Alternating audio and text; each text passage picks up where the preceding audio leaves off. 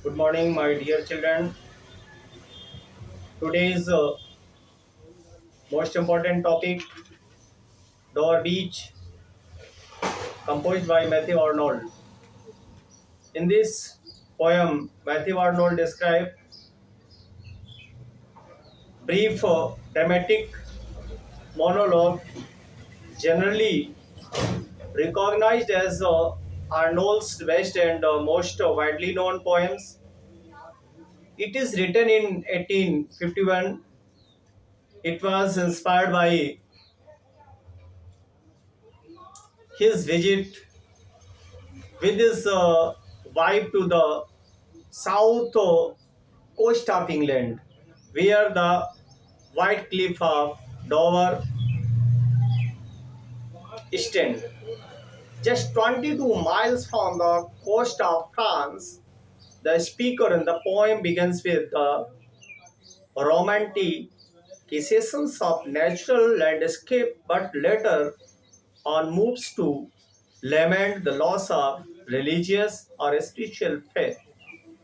The loss of faith is then substituted with the love and faith the lovers have for each other. The points of poems given here, pay attention to each points of the poem. First, descriptions of naturalistic scene, the calm sea, the full tide, the shining moon above the estates, and the glimmering cliff of England. Next point is also given here. The speaker calls someone presumably his beloved to experience the sweet scent of the air. The speaker draws attention to the roar like sound of the pebbles drawn back and flung by the waves of the sea. The poem in details, first stanza now starts. The poem opens with the speaker standing at a window describing the beauty of the seashore to his companion. The sea, according to the speaker, is calm and the tide is high. The white moonlight falls upon the estates. Here, the estates refer to the estates of Dover, which connects the English Channel to the North Sea. The poet, looking across the English Channel, which separates England from France, sees a light that shines out and then disappears, gleams, and it's gone. Here, the poet hints at the message of the poem, the light of faith in God. And religion, which was once quite strong, is now flickering. The poet then looks back at his own coast. Here he sees the famous white cliff, which are composed of chalk.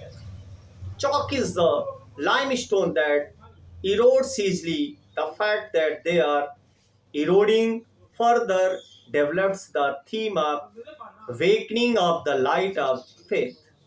According to the author, according to the narrator, according to the poet, prescriptive this passage hints that if there is any hope left in the dark world, it is to be found in England.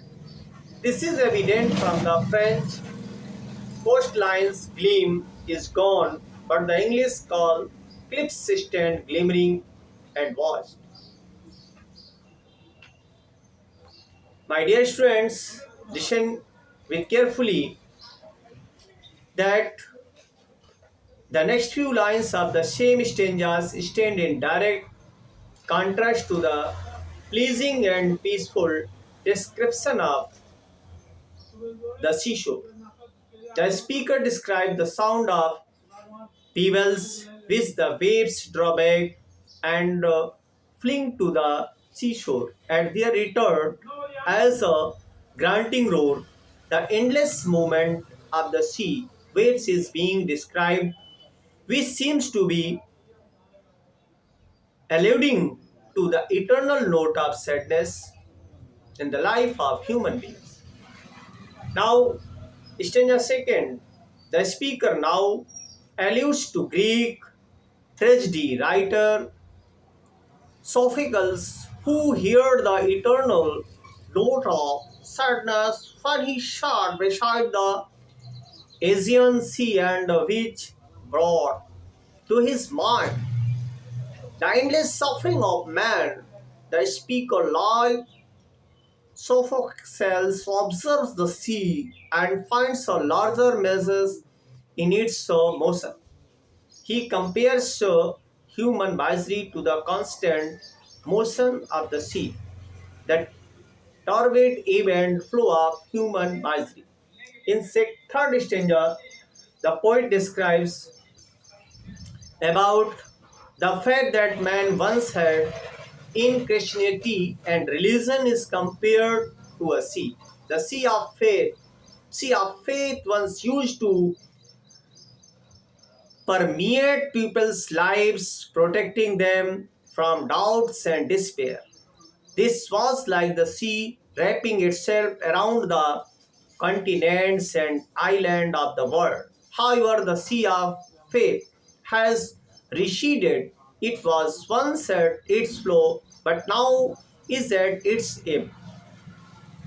Brownism in the Arnold's 19th century England brought science into full conflict with religion. It means in stanza 4, the final section, the poet turns from the traveling scenes to his beloved and says that they should be true to each other because let's love to each other, to one another. The poet is suggesting that love is the final truth, the last fragile human resources. The poet believes that this world only looks beautiful and new, but in reality it has neither joy nor love, nor light, nor certitude, nor peace, nor help or pain. The world is swallowed by darkness. It is deceptive, a bird of wishful thinking, a mere shadow without any substances. The poem ends with a note of premonition. The world is like a battlefield and people are turning one against another. Faith and humanity is so forgotten. The present is filled with utter sense of hopelessness and despair.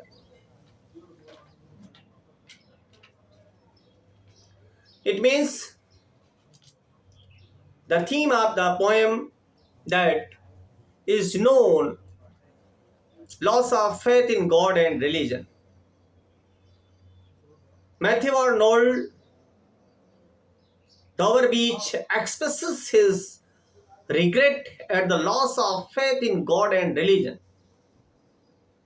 The validity of long-standing theological and moral prospects so were challenged by scientific postulates.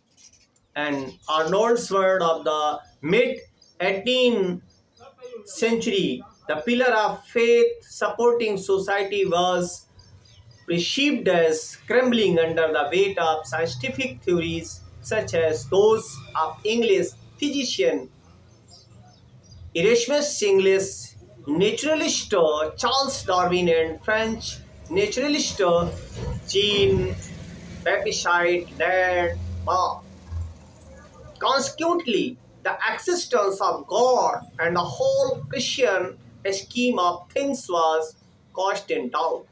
Arnold, who was deeply religious, lamented the dying of the light of faith as symbolized by the light the seas on Dover Beach on the coast of France, which gleams for a moment and fades away the next moment.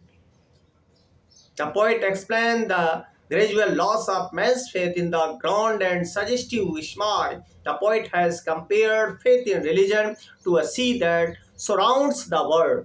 The sea has its full tide and then it ebbs away with the mournful music over the pebbles.